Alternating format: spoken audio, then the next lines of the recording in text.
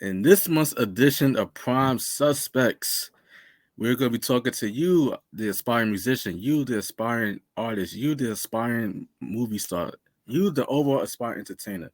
We're going to give you the do's and don'ts of this entertainment game. So keep it locked right here on Prime Suspects. Presented by Tuck Talk.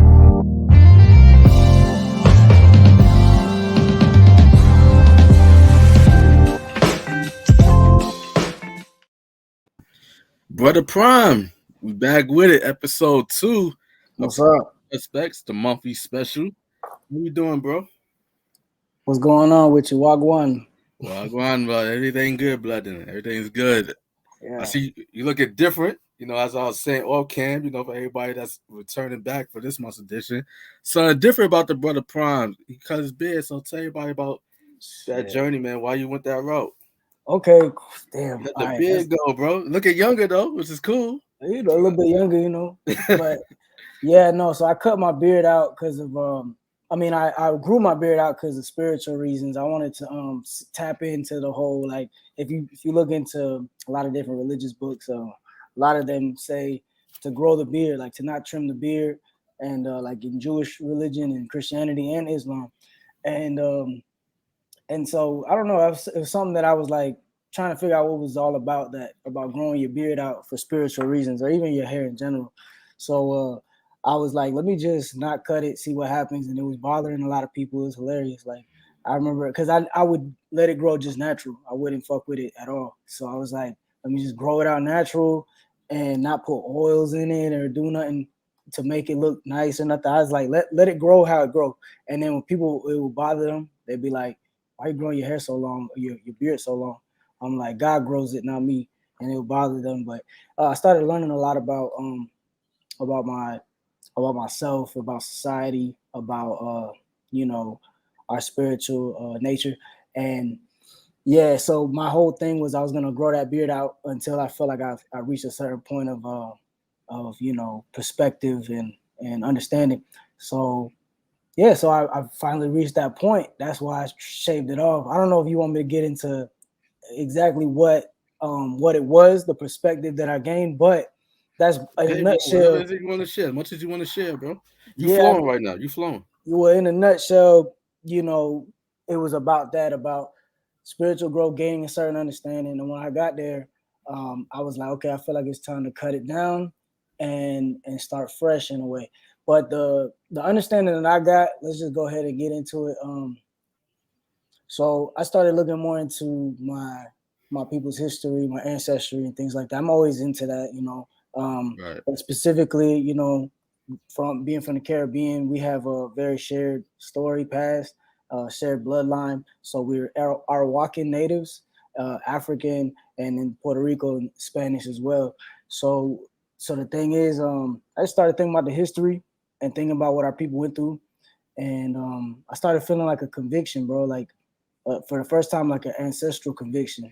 People talk about conviction and they think about just God, but I was thinking about a conviction of like my ancestors. And the main thing that kept popping in my mind is like, as far as I've gone in this new world, this new oppressor, this new Right. chapter of our people like being stripped away, and this is like my generation's growing away from that, right? Would my ancestors recognize me or would they not? If they looked at me face to face, would they see a white man, or would they see their son, their grandson? And I realized that I had to just be real with myself, and I'm like, they definitely wouldn't recognize themselves, bro. Like, I'm way too into this technology. I'm way too into being from where I'm from, being from Florida, carrying myself a certain way, in a more barbaric term as well. Like, my people, the Arawakans, they were known for being just really nice, really good people. They weren't into like warfare. They're not gonna be known for like no serious wars other than Right. Anakawana. Shout out to Anakawana. But yeah, other than that, they were just like really like good people and nice people and friendly, and a lot like how we are when you get on on our good side, Caribbean people. We're like the best, your best friend ever. We'll make you feel like family. But and you cross I've the been to the other side. parties, bro. I know how it Yeah, go. yeah, they're gonna teach you to dance. They're gonna make sure you get a couple plates of food. You try everything. Yes, Like sir. that's just how we are. But go ahead.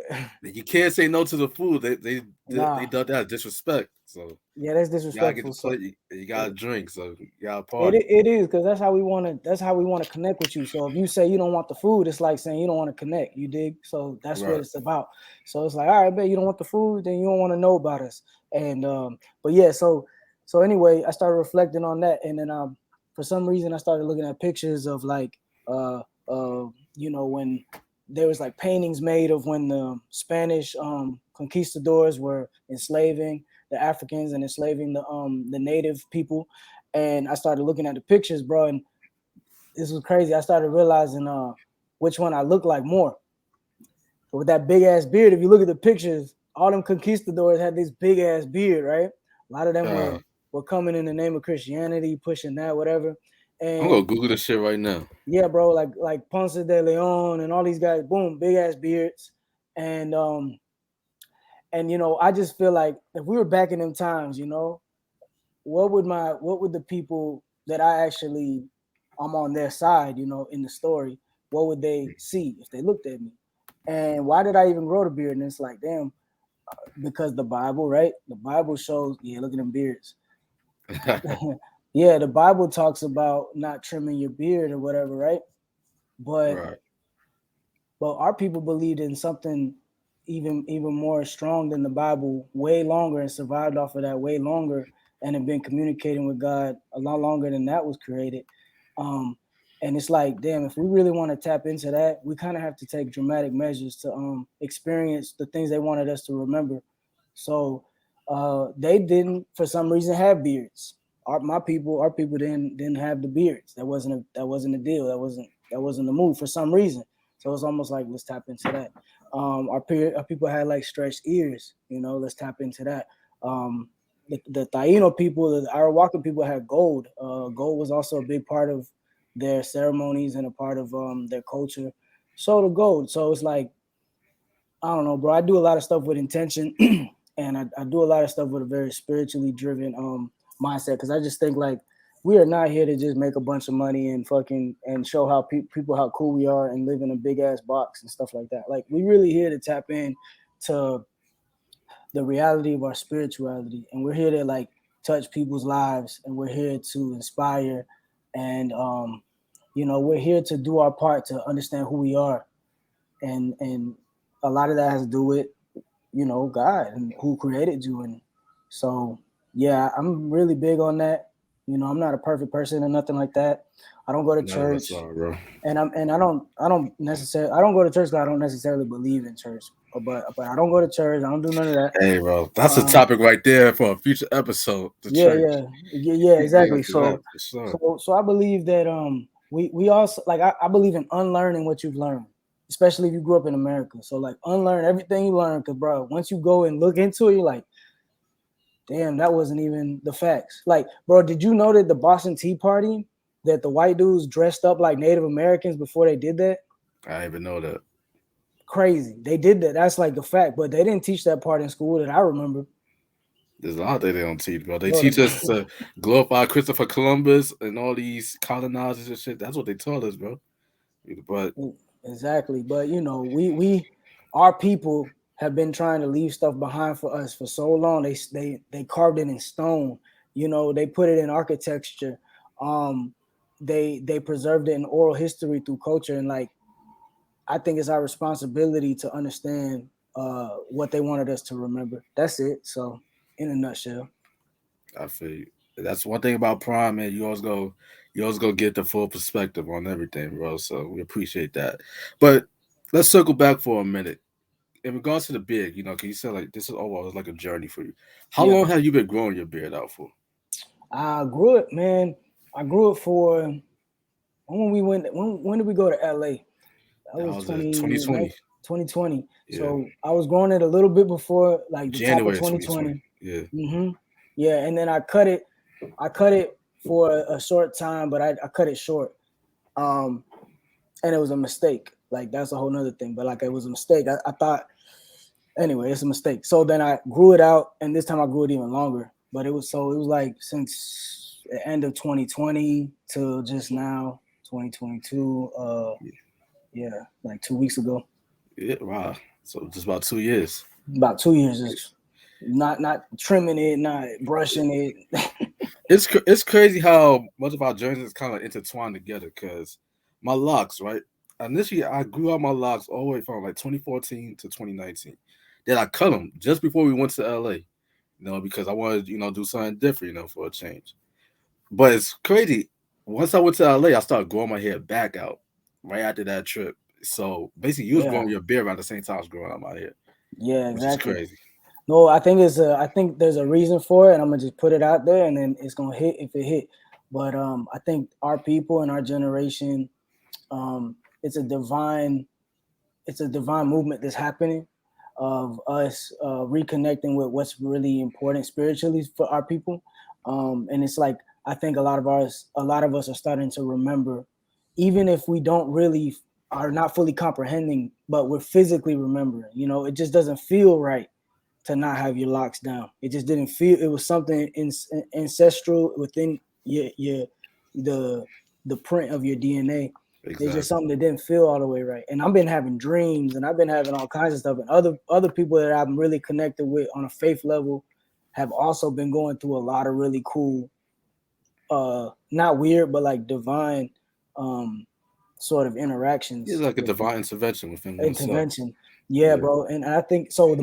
There's a Mayan prophecy about that in the Mayan calendar, and they said that there's going to be a time period where the people were going to be stripped away, like their people were going to be stripped away from their, their culture, their heritage, and they were going to forget who they were. Then there was going to be another generation that came after that was going to start remembering and get back to the eco-friendly, get back to Exactly. what's healthier to eat, what's really for you to eat, like all of these things. So you look at 2020, ever since 2020, that's been us. Like everybody that was, I'm telling you, everybody was involved in protests and everything like that. Like everybody that I knew that did the protest is also on this tip too. And they've been making more money than ever. They've been more successful than ever because I think it's just it's God's people. God comes back for his people. And if you really look into our history, bro, it's not been pretty. The transatlantic slave trade was crazy. And even before that, the way they enslaved the Native Americans was crazy. And like I come from specifically a part of the map where they enslaved both people on my in my bloodline. They enslaved my Native African and they enslaved my Native American blood. So it's like two generations of slavery all in one to finally get back to trying to remember and to try to leave an Yeah. impact for my people and essentially reclaim our power. That's really what it come down to. So your hair is powerful, I and know.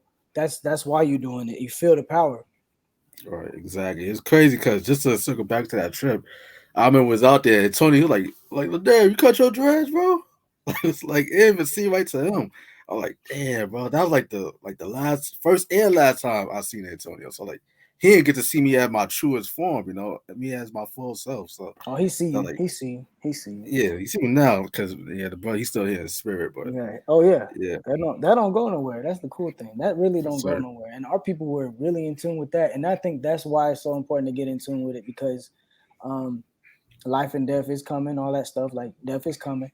And if we don't have any kind of like respect or understanding for what happens after, but from our real perspective, not like what was told to us and what we kind of believe, kind of don't believe, because at the end of the day, bro, the Bible was something that they enforced that they don't even live out no more. What was the point? They killed and made us convert to not put our women in sex slavery. Then you had to convert, or you had to, if you didn't want to become this kind of like worker slave, you could do this. You could work around the system. You could get into the boarding schools, and all because of this religion was so important to them. They don't even follow it no more. What happened? We follow it harder than them, and that wasn't even ours. There you go. It's crazy. Because it's the book, not necessarily the belief though. I'm not trying to knock the belief. I'm trying to knock the King James version book that everybody then it stemmed out of that. And it's like Yeah. I'm not talking about the Ethiopic manuscripts. We're gonna. That's all. People can Google that. Man, I said we got topics for days, man. We got topics for days to cover on this show, Prime Suspects. But before we get into the do's and don'ts, let's do a little mental check in, because I'm a firm believer that nothing really happens, if our mind ain't right, So I know Prime, we spoke all camera, you gave me some exciting news for you and your family. So I'm sorry that got you at a high number right now. So let's get into it. Mental check in. Where you at, my brother, on a scale of 1 to 10? We gonna exclude 1 through 5, because we already Yeah, know with this news that you got, you gotta be over the moon, bro. man. Yeah. I'm gonna say 9. It could be better because it could always be better. So I don't think I'll ever be at a. I don't think I'll ever be at a 10. Yeah, it says it couldn't be better. I don't believe that could ever be the case. It could always be better. So I'm excited. I'm 9. Yeah, I'm glad you said that, because once you hit that 10 number, that means that you're on your way down.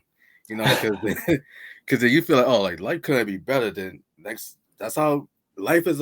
I consider life like it's like a ladder, so to speak. Everybody try to climb up that ladder. So the moment you think you at the top, Ugh, could easily come back down. So you always gotta keep climbing. So that's a good point. yeah, that's What real about you? shit.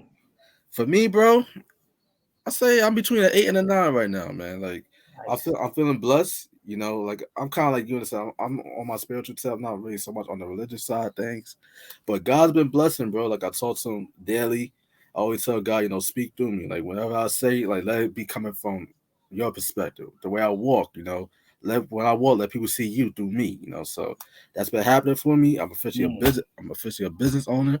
Got my own company, Ground Up Media Production. So we getting started some things, working on some good. things, talking to Congrats. some networks, trying to get some shit to shake. So I'm blessed, bro. But even outside that, I'm still blessed, because it's never a good thing to determine how blessed you are based off the exciting that's happening within your life. It's about like being grateful to see another day, because today is never promised us. Tomorrow's not promised us. So just the Yeah. fact that I'm still here to see this day, had the opportunity to cherish this day, make the most of it. My family is good and good health, good spirits. That's all I can ask for, bro. So Yeah. yeah, so I'm gonna That's say beautiful. between you, between 8 and Well, 9. on this tip right here on the mental check-in, I just want to share something that I didn't think I was gonna share, but in the spirit of this, I actually found out my mom has lung cancer like a couple weeks ago. Oh So God, we've been dealing with my mom having lung cancer, and I wanted to share that because I wanted to show people that like you can still be at a 9 and still be going through some real stuff. You dig what I'm saying? Like don't allow I you love that. know one loss or one thing determine your overall trajectory, your overall perspective. Because the way I be telling my mom too, because sometimes she's feeling good, sometimes she don't feel good, and I just tell her all the time like just make sure you taking more wins than losses today. So if something didn't go your way, one thing didn't go your way, try to balance that out with something else. Like you didn't get the job you wanted, fuck it, go have like the best lunch at a spot that you've always wanted to check out and like have a bomb ass lunch and even that energy out. But never don't look at your day like, oh, this the worst day ever and I can't come back from it, or this the worst month ever, this the worst year ever, I can't come back. Like really understand that everybody's going through something and I'm going through stuff right now, but even me, I can like still be positive about and be excited about life. Because tomorrow's never promised, but how you conduct yourself in the time that you have, bro, that's everything. And I'm Sure very enough. thankful. My mom's going through something, and luckily, there's ups and downs with that right now. Just if people are worried or whatever, but she's got they caught it at a really early stage, so we don't have to do chemo or nothing really crazy radiation. She's actually Thank they're God. able to treat her with like some sort of pills and stuff like that. So we keeping an eye on everything, making sure she's okay, and we've gotten good news. We've gotten steadily good news. So, but yeah, man, it's scary. Life is not gonna be not scary. Life is not gonna be, ideal every single day. So you It's, gotta still just be ready to fight, man. Fight with your scars and all. Just keep exactly. going. Sure enough, bro. And this remind me of this quote I heard around a while back. It goes as a little. It's very simple too, but it's such a so simple but so impactful at the same time. It goes, "You have to be okay even when everything's not okay." So that's very important right there. That's the key. Exactly. And so the way you get okay, in my opinion, or my perspective, has been being grounded spiritually, even eating right. I've been doing a lot less meat. I'm not trying to get into all that though, but that's just for me. I've been eating a lot less meat. I've been drinking a lot of teas. I've been trying to stay, when I get L's, I try to double up on wins. So that's been helping. So try to stay ahead of that, and I think you'll be all right. Sure enough, sure enough. A lot of great value so far. We're 20 minutes in. We ain't touched on the main topic, but we a lot of value so far. A lot of gems been dropped. But let's get into it. Do's and So don'ts in the entertainment industry. Now, Brother Prime, we all know that you have a interesting perspective because not only are you an artist, but you yeah, also capture artists as well. Because you're yes, also a videographer. Me, I come from the PR tip. I've been in the PR game for a good minute. Also a journalist, do interview stuff like that. I've been to like these event parties, fashion shows. So we kind of bring a two different perspectives on it. But for you, what would you say, like, in regards to your experience as an artist? Let's start there. okay. Like, As an artist, as an artist, because like I said, you basically wear two hats in the game. So as an artist, what are some things about the entertainment industry that you've seen as an artist that are okay, like this is how I need to move, based on the studying everybody within the game.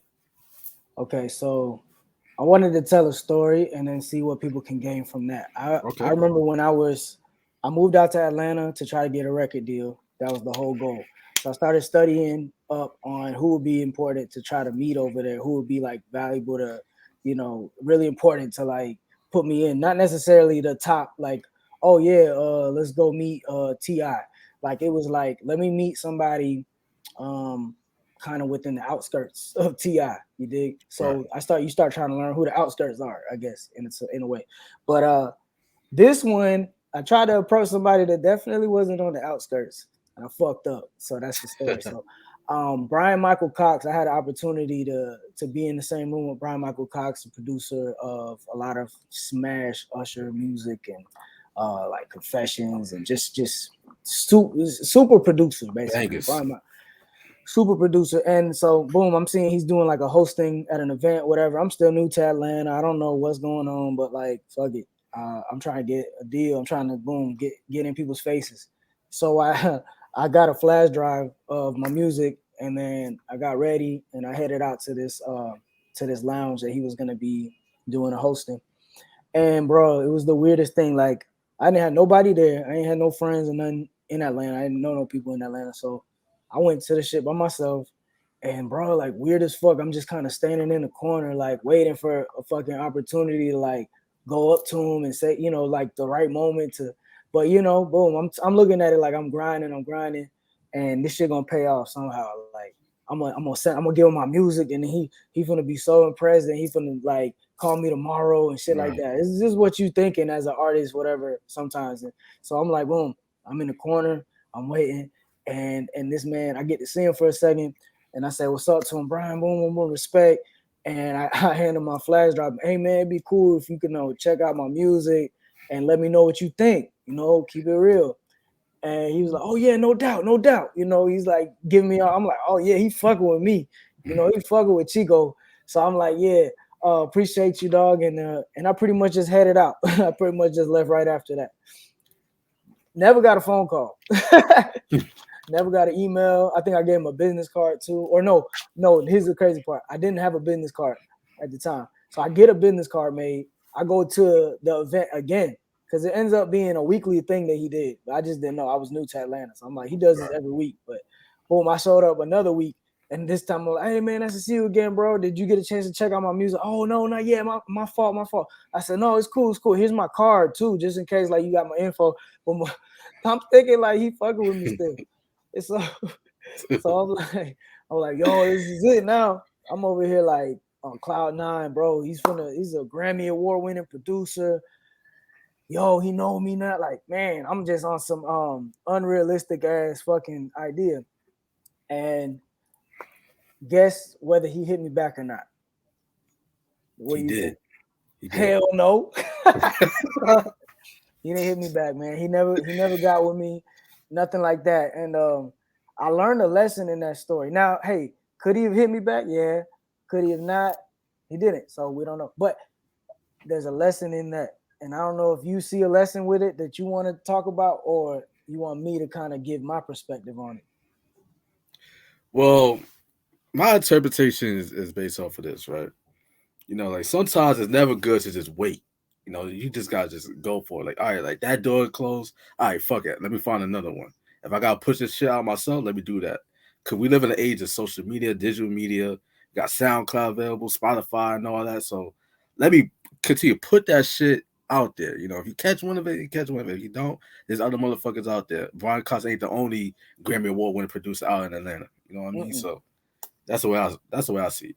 Correct. And fast forward, now one of my homies is 30 Rock. He's the one who produced the Box by Roddy Ricch. He's a diamond producer at this point or whatever. Like that's the homie. So it's just crazy how things come full circle. But what I gained of the perspective at that moment was don't get your hopes up. Don't get your hopes up in ways that don't exist. Like just be present in the moment and try your hardest not to have these like other motives. Because when you do, I realize that the success doesn't necessarily come in those moments. It comes when you don't have those kind of like weird intentions. And they're not that weird, but in my perspective, it was a little bit weird because like I'm kind of stalking dude in a way. Like I'm like, I saw that he was doing an event. I'm like, Yeah. I got it in my head, my music's hot enough to where he's finna sign me. Like it's just doing too much. Now, go out and take a chance. I'm not saying that, but I'm saying one thing is you want to start building this tolerance in your mind in this industry to not really give a fuck. Like whether they fuck with you, don't fuck with you. Like don't come back for the second one. If he didn't hit me up the first time, bro, I should have understood right then and there. Like, oh, he ain't fucking with it, or he did, he ain't taking it serious. So I need to go and open the next door. I was trying to knock on the same door again, get my hopes up again, and wasting my energy on something that boom, it got shut. Like he ain't even not even almost hit me up. Now it could happen in the future. Shout out to Bryan-Michael Cox. No hard feelings, no nothing. But them kind of moments when you put yourself out there as an artist and you get kind of like slapped in the face with reality, you have to work past that. Now you can't work past Yeah. that. You can't hack it in this game. That's Yeah. one. Don't. There you go. And when you mentioned in regard to the whole like don't get your hopes that kind of reminded me of a story a little quite similar. I was like, it's like 2012, 21 going on 22. Me and my best friend at the time, Denzel Jacob, shout out to you, bro. You gonna be watching this. All right, so we both in college.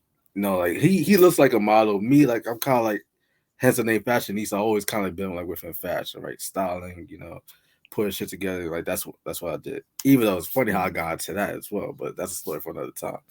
But anyway, there's this other dude. He also goes to our school. He's a makeup artist.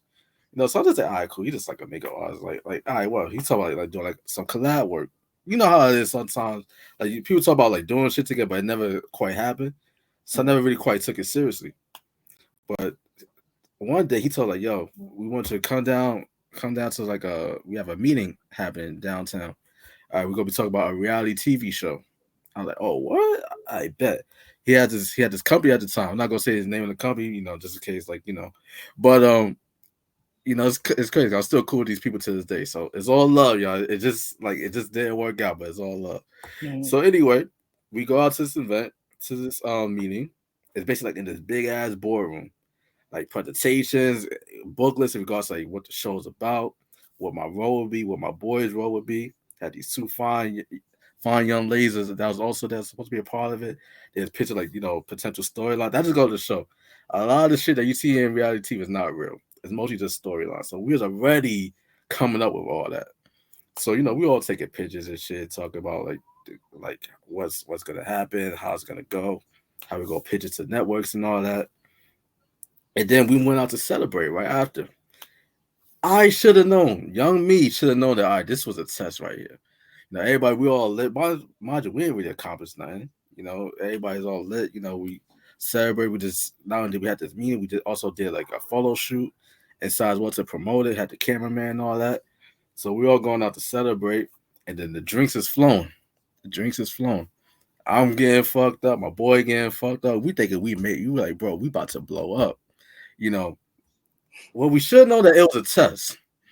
What we should know is that it was a test, because you get some little look in your system, you start acting crazy, doing wild shit, and it didn't look good because there was cameras around at the city, and then like we were just on some bullshit, just acting rowdy, whatnot. It made for good content, but it wasn't reflective of the brand that they're supposed to be all about class and sophistication. We weren't providing none of that. So everybody, like I said, we all go to the same college, so everybody got a link up, talk about it. So he's like, yo, so like, what's good? So he's like, yo, Ladale, Denzel, I got to push you to the side, and then he showed us the security footage. He's like, bro, like it's not a good look. And then I'm apologizing profusely. My boys apologizing profusely, but we're like, yo, sorry, but like we can make it. Like, just give us another chance. Like it's my fault. It'll never happen again. Opportunity never came back again. I was kind of on the same tip that you was, like trying to reach back out, see like what's good. Nothing. So my lesson from that is, know when you're being tested, and do not celebrate too quick. Do not celebrate too quick. Wait till like you actually cross the finish line before you start pulling your arms out like you Usain Bolt or some shit. So Yeah, and it goes together with the one I just said is like, don't get your hopes up too crazy, because that's how you won't celebrate to the end. Like if you early celebrating, that's because you got your hopes up and shit. Like that's why, bro, in this industry, I know who's been working in the industry by how they talk about stuff. Like if you way too excited about all the story, like, oh, bro, and then I was in the room with Big Boy, and then I was like, I know you're not really doing this, because, bro, honestly, I've been in the room with Big Boy like too many times to count, and that didn't make my career. You dig what I'm saying? Like, but once you know that, once you've been in the room with all the legends and stuff, and then you realize, okay, that's not enough, or things like that, you don't get your hopes up for every little opportunity. I be like, what's the money looking like at this point? What's the money looking like? What are they talking about? Who are they affiliated with? Why do they even reach out to us? Why they like me? Like, why? I be questioning everything, because once you move precise in this game, you realize that people who are doing it big, they move in tight circles. This is game. People moving big are moving in tight circles. Okay, up and coming artists understand this. If you are not in their circle, they don't fucking care. So how do you get them to care? You gotta first try to get in the circle, and you can't get in the circle by trying to sell them some shit. Nobody, you gonna let somebody in your house when they just knocked on the door trying to sell you something? No, bro, you shit gonna just kick them. almost happened to me an hour ago. Are they with you at home? Did you let them come inside? Hell no. Okay, so it's the same way. You talking about you want to now make money with Bryan-Michael Cox, who's been making money with the same people for so long, who've been feeding each other's families, who go to family gatherings and do all this shit. Like, you think you finna just approach this man and you finna shake his whole world up, and that's gonna be what goes for you? That don't make sense, bro. So you can't get your hopes up about some shit that don't make sense. And at the end of the day, only thing you can get hyped up about is that you're gonna be the best, and therefore it's gonna make you ready for the next move when you go and meet another producer and you go to meet the next person that's supposed to be in your life. So don't go chasing that shit. That shit's gonna come to you as long as you being as incredible at your job as you could be, right? I know you know that. So as long as you're on point, you're gonna get these opportunities. They're gonna come to you. 30 Rock, shout out to 30 Rock. He came to me. I didn't reach out to 30 Rock like that, So when I met 30 Rock, we was at Lux Jewelers shooting like behind the scenes video of him buying his label pieces and 1209 pieces. And I was there on behalf of the jewelry store, Lux Jewelers. And I was there just shooting the moment. And then 30 just happened to realize, like, to notice my camera setup and how I work and whatever. And he noticed me, and he started just asking questions to me about what I do and how long I've been doing it. And I showed him some of my work. Next thing you know, one thing led to another. About 7 months later, after that, he hits me up like, yo, my label's ready to do some music videos. We want to work with you. So the rest has been dope. But it's like, I don't, like, even then, you don't get your hopes up, because you just never know, bro. People lie, people say shit. But that's when I think 30 started fucking with me more, because he would tell me some exciting shit, but I'd be like focused on work. And I would tell him like, yeah, I appreciate these opportunities and shit, but like he knew Prime gonna get to work. Prime gonna work on that shit You, tomorrow. That you shit gonna say be in the something mail. that's very important. Work. People notice the work before they notice your name or even know Damn. your name. So that's something that's very important. So even like if an opportunity, right? You have a lot on this opportunity, it doesn't work. It doesn't work out. You still gotta continue on with the work. Be Yes. dedicated to that. I always tell people it's never good to be dedicated towards the outcome. You gotta be dedicated towards the process. Because the process eventually gonna get you to the outcome that you seek, especially if your work is quality. So that's the Yeah. main thing to continue to invest in your work. Because that's what people gonna notice before anything. Before you be like, yo, like my name is such and such, you try to get like, cause they say you got like about 30 seconds to try to make an impression with somebody. Like you're on the elevator. This is what I learned in school. Like if you're in the elevator, this is actually one of the most important lessons I learned in school. Everything else was bullshit, but but they always tell me like, all right, you're on the elevator with someone like I don't know, like a Russell Simmons, someone like that. You got 30 seconds to like showcase who you are. What would you say and why? But you gotta get to the point. But the thing is, you can't really start so much with hi, my name is such and such. You gotta get towards your work. Like what is that? Because that's what's gonna make them money. And you're gonna try to Exactly. work with somebody, not your name, not your reputation. Well, your reputation kind of, but the work before anything else. So that's the most important thing. Put the work first. That's a fact. That's how I got with the film shit. So it's funny. We could transition then from the artist side to the Okay. business side. So I started noticing that the work was more important to show than, hey, what's up? My name is this. I'm a rapper. I want to do this. I realized like this is super game now. I want people to fucking remember this shit. You have to switch your mindset from what can they do for me to what can I do for them. Once you do that, you're gonna see more success in this shit because it went from yo, I know QC can get me lit with the music, but what can I do for QC? And I'm like, I can't ghostwrite for them because they don't know me like that. They don't know me as a writer. Okay, I can't make beats for them. I probably could, but I can't make beats for them. Like they already got producers locked in. You know what I'm saying? Right. So what the fuck can I do for them that I realize they still need video? So I'm like, yo, they got up and coming artists on QC. Let me reach out to them once again, the outskirts. Reach out to them, see if they need some video shit, and then bada bing, bada boom. So then that mindset got me in the door with QC. So I was able to do some videos with QC because I approached that situation like, what can I do for y'all instead of what can y'all do for me? It's obvious that they can provide more to the relationship than you can. It's like reaching out to a really fine woman. Obviously you want you want her to be with you. Like, Exactly. but what can you do for her to want to be with you? She don't know you. And so it's the same thing with business and with being an artist. Like, what value can you provide first? Lead with that, and then you'll be all right. There you go. That's another dude right there. Is I like how you mentioned guys like the outskirts because most times people they always think, all right, I'm gonna go for that. I'm gonna go for the ones that I know. Like you might, let's say in Atlanta, you might go for like Lil Jon, you might go for Jermaine Dupri, you might go for Jazzy Faye. You might go for these heads, but what about the people that's it's cool with them, that's within their circle? The lesser known people, those are the ones that you really need to get in contact with. Cause they fuck with you and like, yo, they go like, yo, like, especially like the head dude, like, yo, like you fuck with my man, he vouched for you, I bet, let's bring you on. Some people they just go, they shoot straight for the head. Like sometimes you gotta work your way down to the ground floor, Yeah, and that's what's so important. yeah. I mean, go for it all. Don't get your hopes up though, and then keep going. But then you'll realize the more success is gonna come from the situations where you don't have selfish intentions, and they can understand, they can value that, they can see that you actually have the work to show for it. You have the work ethic, and you're leading with service instead of what they can do for you. That's the obvious part. You don't have to address that. They know it, you know it.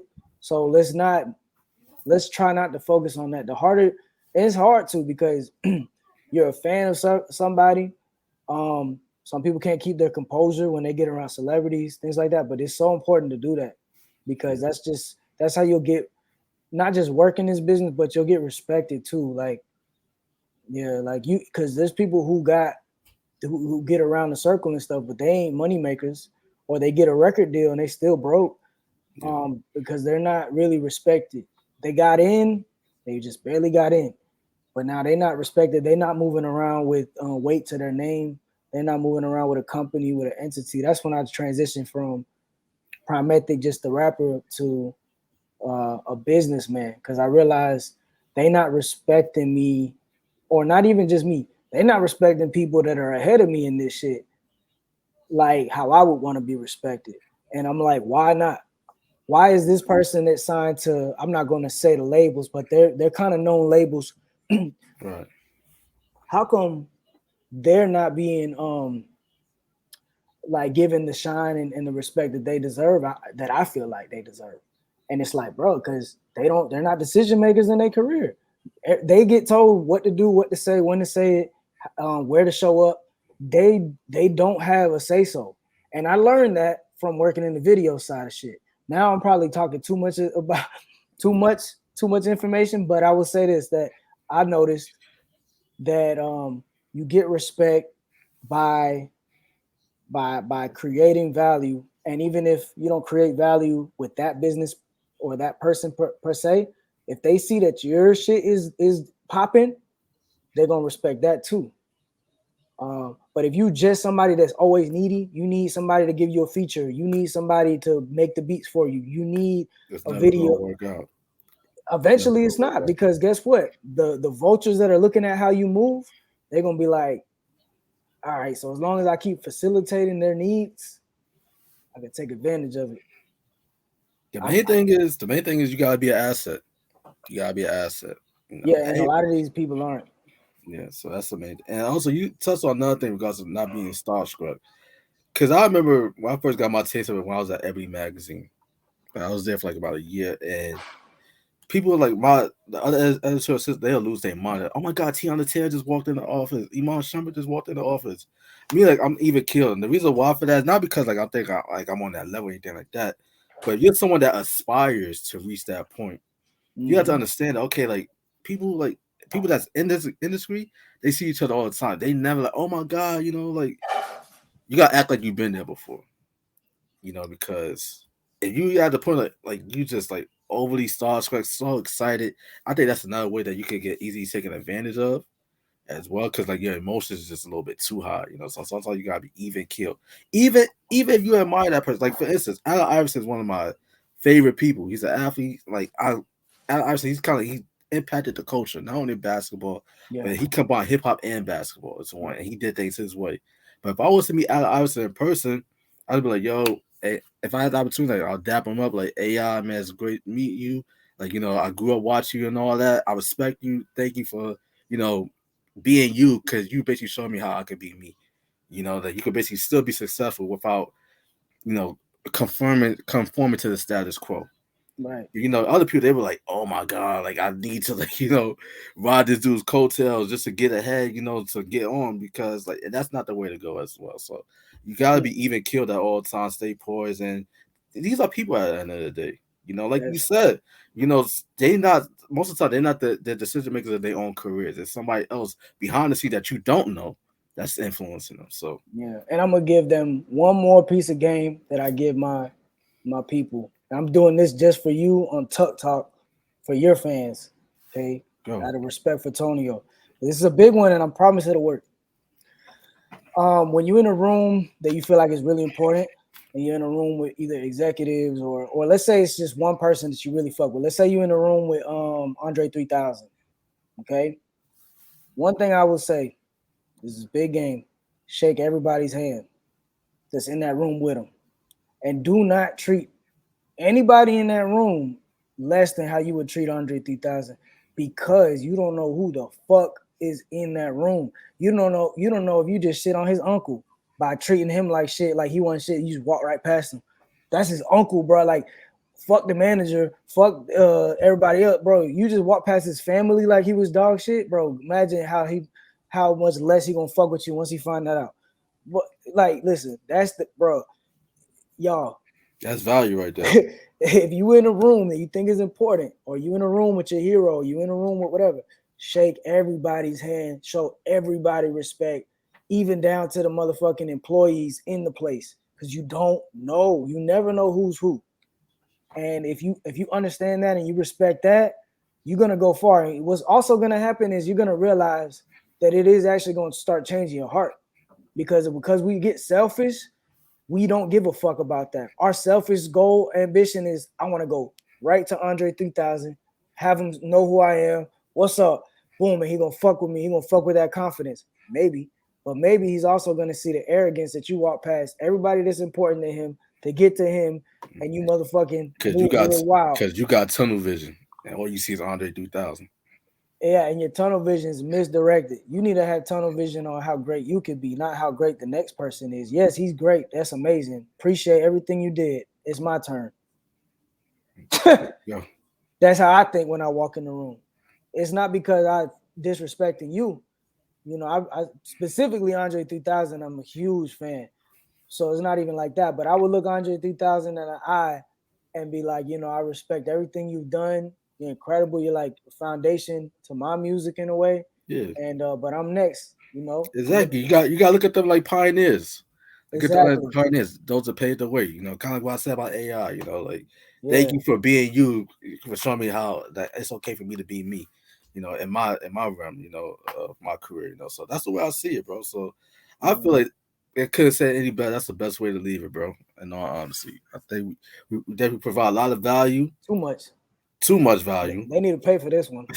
We need to set up a premium, like a Patreon or something. We're gonna give it out like this, you know, because this is definitely some good stuff, man. Also, we touch on the spirituality tip, was always appreciated. You know, history lessons, talk about things that you know we weren't taught, things that we thought to be true that actually wasn't. So, a lot of great value on this edition of Prime Suspects. So, before we get out of here, my brother, let everybody know where they can find you on social media, what you're working on, if you want to, and all that good shit. Yeah, man, come follow me. Hello, I'm Prime. Very simple. I just got a TikTok going. I know I'm late. It's all right, but I put it up. And I'm still trying to figure that out. I dropped a music video called "You Dig" on YouTube. Go ahead and watch that shit, and just know that I got like at least 6 videos right now in the chamber, and I'm still working on more. So I got a lot of shit that's about to drop. One thing about Prime that I could say is that the work ethic is impeccable, man. Like you never stop working. You're always on the grind, and you invest in yourself. You invest in your equipment. You know, that's very important. You also have to invest in yourself before anybody else can invest in you. You have to invest in yourself, and so that you're willing to put in that type of value for you. There you go. You got the merch on deck. You know, so that's what I'm talking about. You know, so another, I guess, you know, another piece of value, like invest in yourself, people. You know, like before you want like the Bryan-Michael Coxes of the world, the Jazzy Fays, the Jermaine Dupri's of the world to take you seriously and to like, you know, see value in you. Show them that okay, that you're worth the investment by investing in yourself, you know. So yeah, make it where they, like I said, they want you now. Like you a hot contender. If you a hot commodity, you could provide so much value to his label, to whatever the situation is. And I know I got that now. Like with Kevlar, I got that. We own 2 Red cameras in-house. That's Netflix standard cameras. Yeah, I'm valuable to any business right now. Any business. I don't care if it's music or not. So I know that. So now we go in with a whole different confidence. And if I want to talk to you about my music and it makes sense, let's make it make sense. But you gotta have that to provide, man. You gotta have the work behind it, invest in yourself, and all of these things gonna get you there. For sure. And for all my New York rappers, musicians, whatever case they be out here, book this brother, man. Like I can't vouch for him enough. He's one of the best out here, you know. So most definitely, we definitely gotta get you out here in New York, man, to work with these artists out here, bro. Let's do it, man. New York, man, we lit. Let's go crazy. You gotta get you, bro. Plus, I also have my own production company, so I need some quality beyond me, bro. So definitely gotta get Kevlar Productions involved with some shit I have in the chamber for certain. Hey, it's not quality if it's not Kevlar. I love that, and I feel it. I dig that, bro. As for me, IG at Ladale the Fashionista. I'm also the moderator of the True Culture IG page. Got another IG page soon coming for Ground Up Media Productions. We just did our first pilot. We shopping that around to networks. Hopefully it gets picked up. If not, we still gonna make a way. You know what I'm saying? Because that's how you gotta move. Like I said, you gotta be consistent. You can't be so much married to the outcome. You gotta be married to the process. So gotta continue to put in that work, and that's one thing we're gonna do over here. But ladies and gentlemen, we hope that you got some great value out of this episode. This is a monthly special, so we'll be back in the month of May to continue to drop that value. Who knows? We might have to pay for the next one because we dropped too much heat in this episode. Too much, But one thing about us, man, we're gonna give it to you real. We're gonna give it to you honest. And you're gonna know it's coming from a spiritual place because we're two people that's connected to the Most High, so He speaks through us, so that's for certain. But Brother Prime, that you're a family member, let you get back to your family. You have a good one, bro. We'll definitely catch up next month. And honestly, we mess each other back and forth and whatnot. Yeah. So we're gonna be in communication between now and then. But it's great having you, bro. And for everybody else out there, please be sure to like this video, share this video, subscribe to the channel, join the TUC family. Also support my brother Prime. Check out the video you did. That's gonna be in the link in the description box below. Or the link to the channel. So let's just support each other. You know what I mean? So my brother, you have a good one. Catch you next month on here, all right, bro? You too, bro. Yes, Peace. sir. Peace out.